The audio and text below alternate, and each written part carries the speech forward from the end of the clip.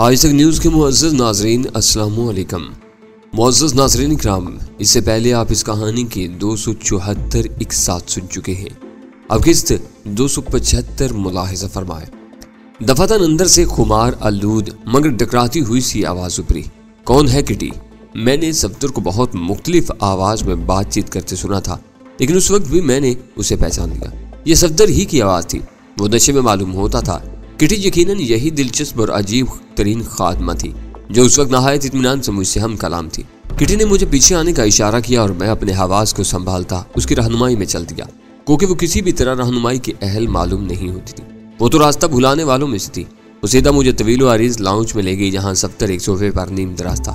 टांगे फैलाकर उसने तपाई पर टिकाई हुई थी। तपाई पर बोतल, गिलास, आइस ट्रे वगैरह मौजूद थी। सिगरेटों का कसीफ धुआं छत से फर्श तक फैला महसूस हो रहा था। वो कि इतने बड़े लाउंज में वो अकेला ही बैठा पी रहा था। उसके बावजूद विस्की और सिगरेटों वगैरह की बू से मुझे कुछ यूं लगा जैसे मैं किसी मगरबी मुल्क के पुरहजूम बार में घुसाया हूँ। सफदर ने सुर्ख सुर्ख आंखें फाड़ कर मेरी तरफ देखा। वो जीन्स और टी शर्ट में था, बाल बिखरे हुए थे, चेहरे पर वहशत थी। उसके एक हाथ में गिलास था और दूसरे हाथ की उंगलियों में सिगरेट सुलग रही थी। वो बेदे में न जाने कितनी अंडेल चुका था, लेकिन पूरी तरह हवास में मालूम होता था। और मुझे देखकर तो शायद उसकी आवाज़ कुछ और तेज हो गई। वो गिलास रख कर उठा और बड़े एहतराम और अकीदत से झुकते हुए मेरा हाथ दोनों हाथों में थाम कर बोला, अफजल साहब, ये आज अचानक मेरे नसीब कैसे जाग उठे? वो आइजी से बोला। उसकी आवाज़ खुमार ज़्यादा ज़रूर थी, हत्ता कि उसमें हल्की सी तुतलाहट भी आ चुकी थी, लेकिन वो बहका हुआ कतन नहीं था। आपने बगैर इतला यूं अचानक आकर सही मानों में मुझे सरप्राइज दिया है। मैं तो सोच भी नहीं सकता था कि कभी आप अचानक यूं मेरे करीब खाने पर तशरीफ लाएंगे। उसने बड़े इसरार से मुझे अपने करीबी सोफे पर बिठाया। वहीं उसका मोबाइल फ़ोन भी पड़ा हुआ था। वो उसने उठाकर तपाई पर रख दिया और बड़ी मोहब्बत से मुझसे मुखातिब हुआ। क्या चलेगा, अस्कात, जिन या वडका? इस वक्त घर में तीनों मौजूद हैं। शुक्रिया, मैं पीता नहीं हूँ, मैंने ज़रा खुश्क लहजा में कहा। न जाने किस तरह मैं ये शौक पालने से बच गया। उसने एक अजीब वहशत सा कहका लगाया और मेरे घुटने पर हाथ मारकर बोला, अफजल साहब, शर्माने या तकल्लुफात में पड़ने की जरूरत नहीं। अगर आप मुझे दोस्तों की तरह समझें तो ये मेरे लिए एक एहसास होगा, और दोस्तों में इस तरह का तकल्लुफ नहीं चलता, खासूसन हमारे तबके में। वो उस वक्त खासा बदला हुआ लग रहा था। ये वो धीमा, मुहज्जब और वज़ादार नजर आने वाला सफ्दर नहीं था जिससे मैं मिला था। वो हवास में जरूर था, लेकिन हरकत और सकनात से जाहिर होने वाली एक अजीब सी वहशत बता रही थी कि अल्कोहल का कुछ न कुछ असर जरूर था, भुलाने या उस वक्त ज़हन को किसी तरफ से हटाने के लिए। तो इस तरह सोगवार से माहौल में बैठा नहीं पी रहा था। मैंने गहरी नजर से उसका जायजा लेते हुए कहा, अगर मुझे शौक होता तो मैं जरा भी तकल्लुफ न करता। इतनी छोटी छोटी बातों में तकल्लुफ की क्या जरूरत है? मैं वाकई बिल्कुल भी पीने पिलाने का आती नहीं हूँ। बहुत अजीब बात है, उसने बेयकीनी से सर झटका। उस वक्त किटी एक बार फिर दोनों हाथ जेबों में ठोंसे सामने कुछ अजीब सी नजरों से बैठी हम दोनों का जायजा ले रही थी।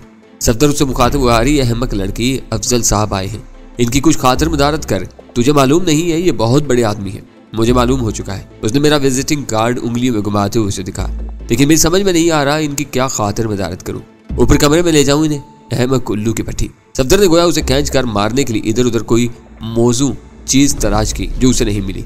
किटी ने उस दौरान में अपनी जगह से जुम्बश नहीं की। एक लम्हे के बाद सफदर बरहमी से बोला, बहुत ही बेहुदा होती जा रही हो तुम्हें तो इसके सिवा कुछ सूझता ही नहीं है।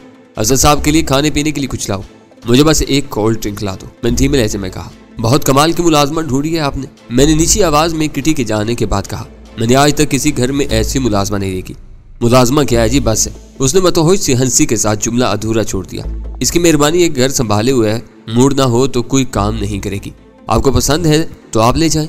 उसने कुछ इस तरह कहा जैसे घर में रखे हुए किसी गुलदान या ऐश ट्रे का जिक्र कर रहा हो जो उसके किसी मेहमान को पसंद आ गया हो। मैंने हैरत से उसकी तरफ देखा तो वो बोला, इसे मालूम हो गया है कि आप एक दौलतमंद आदमी हैं, वजी और जवान भी हैं। वो बड़ी खुशी से आपके साथ चले जाएगी। इसकी जिंदगी का वाहिद मकसद ज्यादा से ज्यादा दौलत जमा करना है। इसका कहना है कि यूं इसके पास इतनी दौलत जमा होगी कि इसकी बाकी जिंदगी ऐशो आराम से गुजर सके तो ये अमेरिका चले जाएगी। थोड़ी देर बाद किटी ड्रिंक लेकर आ गई। मेरे ड्रिंक पीने के दौरान ही सफ्तर किसी काम से एक बार उठ के वॉशरूम गया था। किटी और मैं बातें कर रहे थे, उसी स्नाह में सफ्तर लौट आया। मैं उस वक्त कोल्ड ड्रिंक की चुस्कियां ले रहा था। मोबाइल फोन सफ्तर की जेब में था। उसकी आंखों की सुर्खी कुछ और बढ़ चुकी थी। वो एक बार फिर मेरे बराबर ही बैठे बोला, और सुनाइए, आज आपने कैसे इस खादम के घर तक आने की जहमत कर ली? मैं इधर से गुजर रहा था, कुछ देर पहले ही मुझे एक बुरी खबर मिली थी। अचानक मुझे ख्याल आया कि यह खबर आपको भी सुनाता चलूं। हालांकि ये कोई अच्छी बात नहीं कि इंसान पहली बार भी किसी के घर जाए तो बुरी खबर ही लेकर जाए, मैंने धीमे लहजे में कहा। सफदर ने जवाबन कुछ बोलने से पहले किटी की तरफ देखा। और वो गोया उसका इशारा समझते हुए फौरन वहां से चली गई। सफदर सीधा होकर बैठते हुए गिलास संभाल कर जरा तशवीश से बोला, बुरी खबर? कैसी बुरी खबर? अपनी जिंदगी तो अब गोया बुरी खबरें सुनने के लिए ही वक्फ होकर रह गई है। आप भी सुना दीजिए, कोई हर्ज नहीं। फायदा परवेज को आज 3 मोटरसाइकिल सवारों ने गोली मार दी। मैंने कहा, कब, कहाँ, क्यों? वो बुरी तरह चौंक कर आंखें फैलाते हुए वैसे सदा लहज़े बोला, अगर ये एक्टिंग थी तो बिलाशुबा बहुत उम्दा एक्टिंग थी, और मेरे ख्याल में ये एक्टिंग ही थी। अगर कोई शख्स इतने पीने के बाद भी ऐसी एक्टिंग कर सकता था तो वो यकीनन दाद का मुस्तहिक था। मुझे इस वाक़े के बारे में जो कुछ रहीम गुल से मालूम हो सका था वो उसके गोश गुजार करना पड़ा, और ये खासा सब्र आजमा कम था। जब आपको मालूम हो कि सामने वाला आपसे ज़्यादा जानता है लेकिन अनजान बनकर पूछ रहा है तो उसे कुछ बताने के लिए दिल पर खासा जबर करना पड़ता है। ओ खुदाया! सब कुछ सुनकर उसने दोनों हाथों में मुंह छुपा लिया और मुर्तज़ सी आवाज़ में बोला, यकीन नहीं आ रहा, मैं तो इजहार अफसोस के लिए भी नहीं जा सकता। अहमद परवेज तो मेरी सूरत देखना भी गवारा नहीं करता। बहरहाल वायदा अच्छी औरत थी, मैं उसे बरसों से जानता था। उसने हिचकी सी ली। अच्छी औरत तो प्रिंसेस सुमेरा भी थी। मैंने गोया यूं ही बरसबील तस्करा किया। जी हाँ। उसने चेहरे से हाथ हटाते हुए मेरी तरफ देखा। बिलाशुबा वो भी बहुत अच्छी औरत थी। फिर भी वायदा किसी और अंदाज में अच्छी थी। वो सुमेरा से बहुत मुख्तलिफ थी। मालूम नहीं अक्सर अच्छे लोग इस दुनिया से इतनी जल्दी क्यों चले जाते हैं या भेज दिए जाते हैं। मैंने टुकड़ा लगाया। और खबीस व शैतान सिर्फ लोग अपने चेहरों पर न जाने कितने चेहरे सजाए बहुत लंबे अरसे तक जिंदा रहते हैं। जी हाँ, आप सच कह रहे हैं। उसने मेरी आंखों में झांका। उसकी आंखों में अब नमी भी तैरने लगी थी। मालूम नहीं ये खुमार के बायस थी या उसने अपनी अदाकारी में हकीकत का रंग भरने के लिए किसी तरह आंसुओं की थैली से बरामद की थी। फिर उसने नई सिगरेट सुलगाने के लिए सिगरेट का पैकेट उठाया मगर वो खाली था। किटी, उसने हाँक लगाई, जरा मेरे बेडरूम से सिगरेट तो ला के देना। मगर किटी की तरफ से कोई जवाब न आया। वो जैसे घर में ही नहीं थी। सफदर को शायद सिगरेट की तलब शदीद थी। वो बड़बड़ाया, एक तो ये उल्लू की पट्टी हर थोड़ी देर बाद न जाने कहाँ गायब हो जाती है। ये कहकर वो खुद उठ खड़ा हुआ और मुआजरत करके सिगरेट लेने चला गया। दफातन मेरी नजर उस जगह पर पड़ी जहाँ वो बैठा हुआ था, जहाँ सोफे को पुश्ते और नीचे के कुशन का जोड़ था। वहां मुझे किसी झिलमिलाती चीज की झलक नजर आई। वो ऊपर नीचे के फोम के दरमियान फंसी हुई थी। मैंने चुटकी से पकड़कर उसे खींच दिया और उसे देखकर मेरे दिल में तमानियत की एक लहर सी तोड़ की। वो एक घड़ी थी। मुझे उस घर की तफसीली तलाशी लेने का मौका मिलने की कतन कोई उम्मीद नहीं थी, लेकिन अगर मुझे ऐसा कोई मौका मिल भी जाता तब भी चाहे ये घड़ी मुझे मुश्किल से ही मिलती, जो इस वक्त मेरी जगह बैठे बिठाए मुझे मिल गई थी। चाहे ये इमदादी गैबी थी, ये घड़ी एक अहम शहादत साबित हो सकती थी और वो मुस्तकबिल करीब में काम आ सकती थी। ये कीमती और बगैर सेल वाली ऑटोमेटिक घड़ी थी जो दिन और तारीख भी बताती थी। ये घड़ी मैंने सफ्तर की कलाई में उस रोज देखी थी जब वो प्रिंसेस सुमेरा के स्टूडियो में पहुंचा था और बज़ाहिर उस पर इंकिशाफ हुआ था कि सुमेरा कत्ल हो चुकी थी। उस वक्त उस घड़ी का शीशा टूटा हुआ था और ये 8 बजकर चंद मिनट पर रुकी हुई थी। पुलिस सर्जन ने सुमेरा की मौत का वक्त तयन करने के सिलसिले में अपनी रिपोर्ट में यही लिखा था कि उसकी मौत 8 और 9 बजे के दरमियान किसी वक्त वाक़ हुई थी। वाहिदा परवेज ने मुझे जो कुछ बताया था उसके मुताबिक उस दौरान में स्टूडियो में सफदर आकर सुमेरा को कत्ल करके जा चुका था। बाद में वो दोबारा मासूम और अनजान बनकर चाय वकूआ पर पहुंचा था। वाहिदा ने मुझे ये भी बताया था कि उसने जब सफदर को सुमेरा पर हमलावर होते देखा उस वक्त वो किसी चीज में उलझ कर गिरा भी था, जिससे उसके इश्तियाल में और भी इजाफा हो गया था। शायद ये घड़ी उसी वक्त बहुत जोर से किसी चीज से टकरा कर रुकी थी और उसी तारीख, उसी दिन, उसी वक्त पर रुक गई थी। सफदर ने ना तो उसे ठीक करवाया था और ना ही उससे निजात हासिल की थी। यह आज भी उसी हालत में थी। शायद उसने उसे बेपरवाही से उतार कर फेंक दिया था। उसने गालबन उसे कोई अहमियत नहीं दी थी। उसके ख्याल में हमारी ऐसी छोटी छोटी बातों की तरफ तवज्जो नहीं जा सकती थी और वो अपनी दानिश में साफ बच निकला था। अब उसने दूसरे मुमकिन खतरे वाहिदा परवेज का भी सफाया करवा दिया था। फिलहाल वो टेंशन में था, लेकिन उसे उम्मीद होगी कि वो अपनी इस वारदात में भी साफ बच जाएगा। मैंने घड़ी जेब में डाल दी थी और एक बार फिर अपनी कोल्ड ड्रिंक की चुस्कियां लेने लगा था। उसे इस नाम में वो लौट आया। वो नया पैकेट खोलकर सिगरेट सुलगा चुका था। मेरे करीब बैठकर वो पहले की निस्बत पुरस्कून लहजे में बोला, आपको इस वाक़े के बारे में कैसे मालूम हुआ? आप कहीं इत्तेफाक से जाए वकूआ के आस पास तो मौजूद नहीं थे? नहीं, मैं नफ़ी में सरिला। आपको मालूम है पुलिस इंस्पेक्टर रहीम गुल मेरा दोस्त है। मैंने इत्तेफाक से किसी काम से उसे फ़ोन किया तो उसने उस ताज़ा वाक़े के बारे में बताया। ओह, उसने कदर तमानिया से सरिला। कितनी देर हुई इस बात को? यहाँ आने से चंद मिनट पहले ही हुई थी, मैंने जवाब दिया। फिर सरसरी से अंदाज में कहा, अहमद परवेज भी अस्पताल पहुंच चुका था। उसने कल दोपहर 10 बजे रहीम गुल से मुलाकात तय की है। रहीम गुल बता रहा था कि वो अपना तफसीली बयान रिकॉर्ड करवाना चाहता है। शायद वो अपनी बीवी के कत्ल के सिलसिले में कोई अहम बात बताना चाहता है। अच्छा? सफदर की भुएं गैर इरादे से अंदाज में यकदम भड़क उठी। मैं बज़ाहिर बेपरवाही से उसकी तरफ देख रहा था। कल 10 बजे? हाँ, मेरा ख्याल है यही वक्त बताया था। मैंने कुछ ज्यादा तवज्जो से उसकी बात नहीं सुनी थी। वाहिदा परवेज के कत्ल की खबर सुनकर मुझे जो झटका लगा था उस वक्त तक मैं उसे संभला नहीं था। मैंने मुआज़र खाना से अंदाज में कहा, हाँ, मेरा ख्याल है यही वक्त बताया था। मैंने कुछ ज्यादा तवज्जो से उसकी बात नहीं सुनी थी। वाहिदा परवेज के कत्ल की खबर सुनकर मुझे जो झटका लगा था, उस वक्त तक मैं उससे संभला नहीं था। मैंने मुआज़र खाना से लहजे में कहा, फिर जहन पर जोर देते हुए एक्टिंग की। हाँ, मुझे याद आ गया, यकीनन यही वक्त बताया था। रहीम गुल कह रहा था कि अहमद परवेज खुद पुलिस स्टेशन आकर बाज़ाब्ता तौर पर अपना बयान रिकॉर्ड करवाएगा। शायद उसकी बीवी ने एक आध दिन पहले ही कोई अहम बात उसे बताई थी और आज वो बेचारी मारी गई। मैंने अफसोस ज़दा से अंदाज में गहरी सांस ली। अच्छा, सफ्तर ने भुएं उचकाई, फिर वो भी अपने लहजे में कुछ दुख समाने की कोशिश करते हुए बोला, मालूम नहीं कि क्या चक्कर चल रहा है। बहरहाल मेरी जिंदगी और मेरे मुस्तकबिल के तमाम प्रोग्राम तो उसी दिन बर्बाद हो गए थे जिस दिन किसी जालिम ने समैरा जैसी हसीन और जिंदा दिल लड़की को जिंदगी से महरूम किया था। फिर जैसे उसे कुछ ख्याल आया और वो मुझे समझाने के अंदाज में बोला, एन मुमकिन है ये वाहिदा परवेज वाला वाकया दर हकीकत गाड़ी छीनने की नाकाम वारदात हो। हाँ, एन मुमकिन है। मैंने कंधे उचकाए। आए दिन न जाने कैसे कैसे वाकयात रूनमा होते रहते हैं। थोड़ी देर बाद मैं जाने के लिए उठ खड़ा हुआ। वो मेरे साथ गेट तक आया और यह देखकर मुझे कदरे हैरत हुई कि किसी ड्राइवे में नहायत मशाकी से साइकिल चला रही थी। हम गेट पर पहुंचे तो उसने भी वहीं पहुंचकर साइकिल छोड़ दी और हंसती और धमकती आंखों से बेबाकी से मेरा जायजा लेते हुए बोली, फिर कब आएंगे? सफ्दर की मौजूदगी की उसे गोया कोई खास परवाह नहीं थी। शायद बहुत जल्द, मैंने जवाब दिया। उम्मीद तो यही है। उसने आंखें दबाई, फिर बाहर झांक कर मेरी गाड़ी की तरफ देखते हुए रश्क से बोली, आपकी गाड़ी बहुत शानदार है। आजकल मैं दुआ कर रही हूँ कि मुझे भी अल्लाह का कोई नेक और सखी बंदा इस किस्म की कोई गाड़ी तोहफतन पेश कर दे। मुझे तुम्हारी दुआ के अल्फाज कुछ मुनासिब मालूम नहीं होते। मैंने धीमे लहजे में कहा, तुम्हें इस किस्म की दुआ में तो ये कहना चाहिए कि अल्लाह का कोई गुनहगार और अय्याश मगर फराख दिल और अहमक बंदा इस किस्म की गाड़ी तोहफतन पेश कर दे। सफ्दर ने उसे हल्की सी डांट पिलाई, अब तुम इतनी ज्यादा बकवास भी मत किया करो। और फिर मुझसे मुखातिब हुआ, वैसे आप इसे सचमुच खादमा किस्म की चीज मत समझ लीजिएगा। यह बड़ी ड्रामेबाज लड़की है। इसका अपना 50-60 लाख का टाउन हाउस है और हुंडा अकार्ड गाड़ी है। ये तो यूं जरा दोस्ती और शुगल में मेरे पास कभी चंद दिन गुजार कर जाती है, फिर गायब हो जाती है। दुनिया में इसका कोई नहीं है और इसके ख्वाब बहुत ऊंचे हैं। अगर वो सच कह रहा था तो फिर इस लड़की के अजीब होने में कोई कलाम नहीं था। मैं गाड़ी में बैठकर वहां से रुखसत हो लिया। किटी ने कुछ ज्यादा ही जोशो खरोश से हाथ मिलाते हुए मुझे खुदा हाफिज कहा। मैं कमनुमा आईने में कुछ दूर तक उसका अक्स देखते हुए सोचे बगैर न रह सका कि जमाना वाकई बहुत तेज रफ्तार हो गया था। मेन रोड पर आने के बाद ही मैंने पीछे तवज्जो रखी और ये यकीन करने के बाद मुझे खफीफ सी हैरत हुई कि मेरा ताक्कुब नहीं किया जा रहा था। मैं रास्ते ही में मोबाइल फोन और शफी शाह से रब्ता किया और उसे 2 एड्रेस समझाकर हदायत की कि वो इन जगहों की निगरानी का बंदोबस्त करे। फिर मैंने उसे यह भी समझाया कि मुझे किस वक्त किस किस बात की इत्तला देना जरूरी था। एक फोन मैंने रहीम गुल को भी किया, गो के वो उस वक्त बहुत मसरूफ था, लेकिन उसने तवज्जो से मेरी बात सुन ली। फिर मैं होटल वापस पहुंचकर अपने मामूलात में उलझ गया। ताहिला को मैंने ताज़ा तरीन सूरत हाल से तो आगाह कर दिया, लेकिन फिलहाल उसे कोई जिम्मेदारी नहीं सौंपी। रात 12 बजे के बाद मुझे वो टेलीफोन कॉल मौसूल हुई जिनका मुझे इंतजार था। शफी शाह ने बताया, सर अब तमाम मेहमान और ताज़ियत करने वाले रुखसत हो चुके हैं। ऊपर के कमरे में उसे जाते देखा गया है। शायद वो उसकी स्टडी है, कुछ देर से वो वहीं है। निगरानी में कोई दुश्वारी तो पेश नहीं आई? मैंने पूछा। नहीं सर, शफी शाह ने जवाब दिया। उसके बंगले के सामने वाला बंगला इत्तेफाक से हमारे एक जानने वाले का ही निकल आया था। हमने अपने आदमी को उसकी छत पर वाक़ एक कमरे में भिजवा दिया था। वहां से सामने वाले बंगले पर नजर रखना ज्यादा आसान हो गया था। मुझे अभी रिपोर्ट मिली है कि अब मैदान साफ है।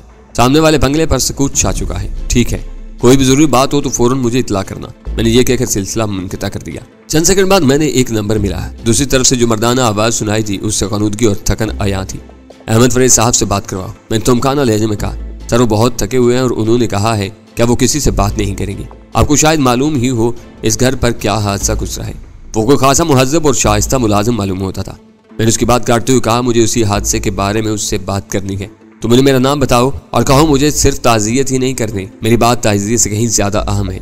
उसने शायद बादल नुखास्ता होल्ड करवाने के लिए कहा। चंद सेकंड बाद क्लिक की आवाज उभरी और वो बोला, बात की थी। दूसरे लम्हे अहमद परवेज की आवाज उभरी। उस आवाज से वो रोब और करारापन गायब था जो उसकी पहचान था। उसकी जगह शाइस्तगी, तकन और ख़नूदगी ने ले ली थी। क्या बात है? उसने उखड़े उखड़े से अंदाज में कदरे बेजारी से पूछा। आपको मुझसे क्या बात करने की जरूरत पेश आकी? बात करने की जरूरत तो असल में आपको थी, लेकिन आपको इसका इल्म नहीं है। मैंने जरा सख्त लहजे में कहा।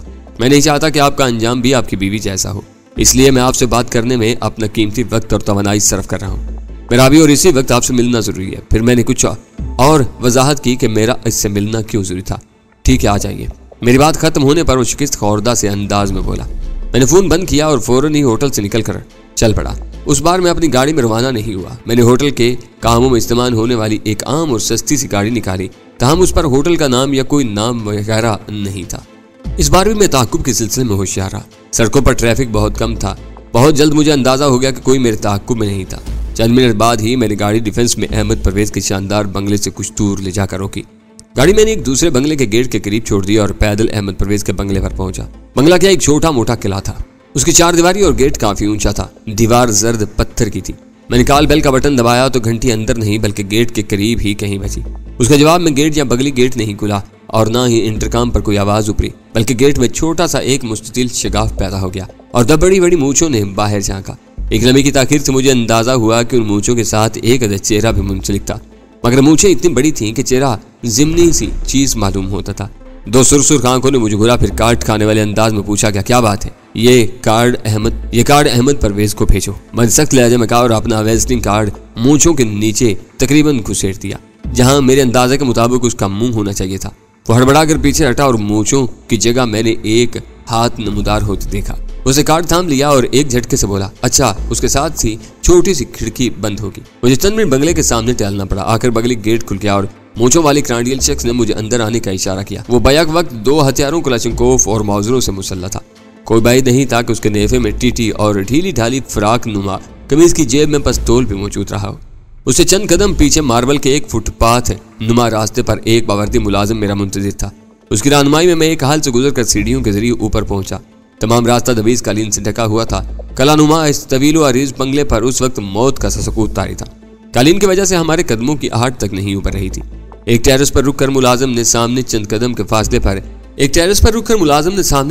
फासले पर नजर आने वाले बंद दरवाजे की तरफ इशारा किया। साहब इस कमरे में है। और मुझे वहीं खड़ा छोड़कर वापसी के लिए मुड़ गया और चंद सेकंड में गायब हो गया। मैंने गहरी सांस लेकर मुलगजे अंधेरे में इधर उधर देखा। फिजा में मुख्तलिफ फूलों और भीगे भीगे सब्जे की महक फैली हुई थी। सामने ही तकरीबन तारीकी में डूबा हुआ बंगला नजर आ रहा था, जिसकी बालाई मंजिल से तकरीबन उस वक्त भी हमारा आदमी उस बंगले की निगरानी कर रहा था। मैंने आगे बढ़कर आहिस्तगी से कमरे के दरवाजे पर दस्तक दी, जिसकी खिड़कियों के ब्लाइंड्स की अक में रोशनी नजर आ रही थी। आ जाओ, दरवाजा खुला है। एक बहुत ही धीमी सी आवाज सुनाई दी। कमरा तकरीबन साउंड प्रूफ था। आवाज शायद मुश्किल ही बाहर पहुंची थी। मैं अंदर चला गया। मेरे सामने ही अहमद परवेज बैठा था। ताहम मुझे उससे कोई हमदर्दी महसूस नहीं। वो कोई बहुत बड़ा खबीज या बदमाश तो नहीं था, लेकिन हमदर्दी का मुस्तहिक भी बहरहाल नहीं था। मैंने एक कुर्सी खींचकर उसके मुकाबले बैठते हुए कहा, तुम्हें मालूम है मैं दर हकीकत यहाँ किस लिए आया हूँ? उसने नफी में सर हिलाया। मैंने एक लम्हे के लिए दांत भेज लिए, फिर उसे घूरते हुए नहायत धीमी आवाज में कहा, मैं तुम्हें सिर्फ थोड़ा सा जलील करने आया हूँ, क्योंकि तुम जलील होने के मुस्तहिक हो। लेकिन मुझे मालूम है तुम्हें कोई जलील नहीं करेगा, क्योंकि तुम बहुत दौलतमंद आदमी हो। मुआशरे में तुम्हारी बड़ी इज्जत है। मेरा ख्याल था कि मेरे अल्फाज उसे कुचोके लगाएंगे और उसकी पुरानी फरौनियत किसी न किसी हद तक औद कराएगी, लेकिन उसके चेहरे पर कोई तगय्युर न आया। वो उस तरह बैठा खफगी अमेज मगर शिकस्त खोरदा से अंदाज में मुझे घूरता रहा। मैंने उसे घुटे लेकिन वसीले लहजे में कहा, तुम्हारी बीवी जो तुम्हारे मुकाबले में कहीं ज्यादा माकूल और शरीफ औरत थी, तुम्हारे मासूम बच्चों की माँ थी, जुर्म बेगुनाही में मारी जा चुकी है और किसी न किसी हद तक तुम भी उसकी मौत के जिम्मेदार हो। वो एक झटके से कुछ सुकड़ समझ सा गया, जैसे किसी ने कोई चीज उसे चुभो दी हो। ताहम उसने एहतिजाज या तरदीद नहीं की। उसके होंठों को जैसे ताला लग गया था। मैंने उसे जुबान से अजियत पहुंचाने का अमल जारी रखा। तुम्हारी बीवी से गलती हो गई थी कि वो बहन को कत्ल होते देखने और असल कातिल से वाकिफ होने के बावजूद खौफ के बायस खामोश रही, लेकिन उसने जल्द ही तुम्हें असल बात बताकर अपनी गलती की तलाफी कर दी थी। मगर वहां से तुम्हारी कमीनगी का खेल शुरू हो गया।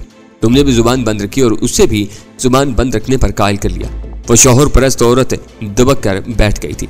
उसकी आंखें जरा फैली, लेकिन उसने मुझसे ये नहीं पूछा कि मुझे ये बात कैसे मालूम हो गई थी। उसे यकीनन अंदाजा हो गया था कि असल बात उसकी बीवी ने ही मुझे बताई थी। अब वो इस दुनिया में नहीं थी, इसलिए उस सिलसिले में बात करने में कोई हर्ज नहीं था। मैंने बात जारी रखते हुए कहा, तुम बहरहाल मजबूत पोजीशन के मालिक थे। तुम्हारा असर और सुख भी था। तुम चाहते तो हकीकत सामने ला सकते थे और उसके नताज का मुकाबला भी कर सकते थे। अगर उसके नतीजे में तुम्हें कोई नुकसान पहुंचने का अंदेशा भी था तो तुम्हें उसका सामना करना चाहिए था। मर्दानगी का तकाजा यही था। लेकिन तुमने न सिर्फ अपनी बीवी से भी ज्यादा बुज़दिली का सबूत दिया, बल्कि तुमने चालाकी दिखाने और अपने गेम खेलने के लिए भी उस मौका को गनीमत जाना। पुलिस कामरान दानिश को कातिल समझ रही थी और सरगर्मी से उसे तलाश कर रही थी। वो बेवकूफ भी डर के मारे छुपता फिर रहा था। तुमने पुलिस को उसी गलतफहमी में और बेचारे कामरान दानिश को उसी भयानक खौफ में गिरफ्तार रहने दिया, हत्ता कि वो बेचारा भी पुरस्कार हालात में मारा गया। मैंने एक तवील सांस ली और अपने लहजे की तेजी पर काबू पाने की कोशिश करते हुए कहा, अभी मुझे उन पुरस्कार हालात के बारे में भी हकायक मालूम करने हैं, लेकिन कामरान बहरहाल जिंदगी से महरूम हो चुका है। मेरे नुक्ता नजर के मुताबिक उसकी मौत के भी तुम किसी न किसी हद तक जिम्मेदार हो।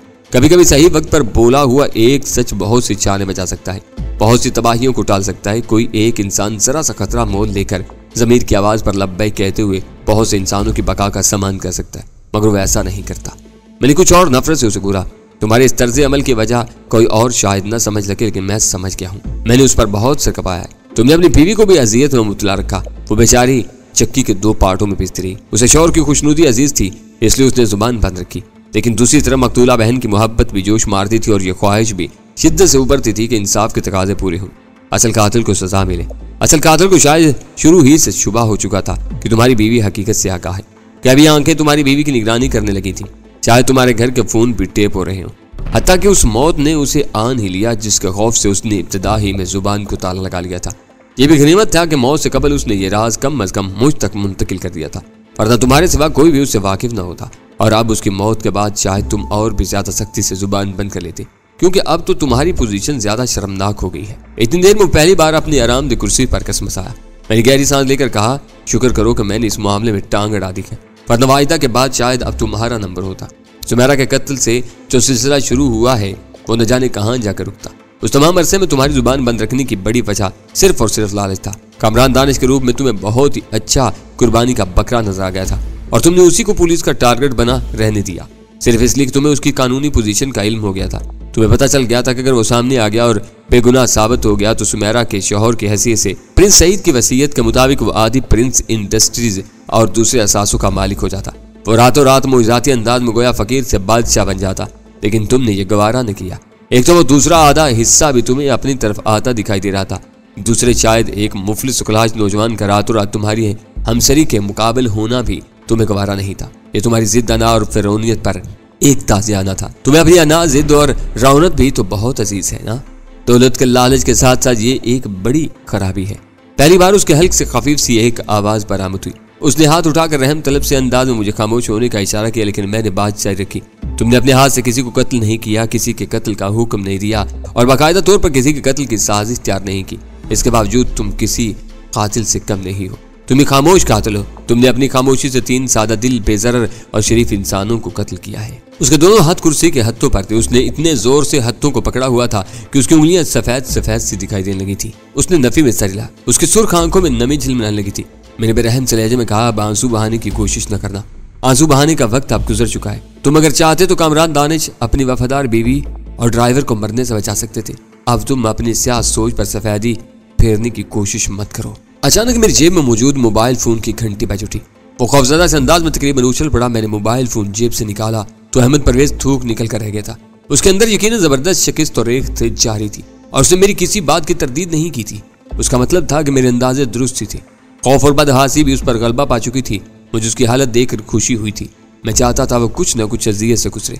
उसने कुछ न करते हुए भी जो कुछ किया था उसे उसकी कुछ न कुछ सजा तो मिले। मैंने मोबाइल फोन निकाल कर कान से लगाया। दूसरी तरफ शफी चाहता। सर आप वहीं हैं? उसने पूछा। हाँ मैं वहीं हूँ, मैंने जवाब दिया। मुझे मालूम था कि उसके सवाल का मतलब क्या था और वो भी आसानी से समझ सकता था कि मेरे जवाब का मतलब क्या था। वो अपने ठिकाने से रवाना हो चुका है। उसने रास्ते में 2 आदमियों को साथ लिया है जो 2 मुख्तलिफ जगहों पर उसके इंतजार में खड़े हुए थे।